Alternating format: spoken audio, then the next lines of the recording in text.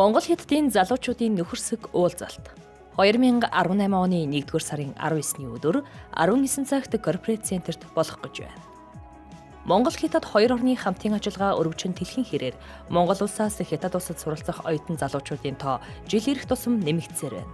Монгол залуучууд Хятадд суралцаж эхэлсэн цагаас хойш өдгөө 20,000 гаруй оюутан амжилттай төгсөж эх орондоо ирсэн бөгөөд 2017 оны байдлаар 9,000 гаруй монгол залуучууд бүгд найрамдах Хятад ард улсад суралцаж байна. Тус арга хэмжээний хүрээнд бүгд найрамдах Хятад ард улсаас Монгол улсад суугаа элчин сайд яам. Монголын залуучуудын байгууллагын төлөөлөл, Монгол улсад үйл ажиллагаа явуулж буй бүгд найрамдах Хятад ард улсын аж ахуйн нэгж байгууллагууд, бүгд найрамдах Хятад ард улсад төгсөгч, суралцагч, Монгол залуучууд оролцож, санал бодлоо солилцсон хоёр орны залуучуудын нөхөрсөг хамтын ажиллагааг өргөжүүлэх талаар хэлэлцэн зөвлөлдөх юм.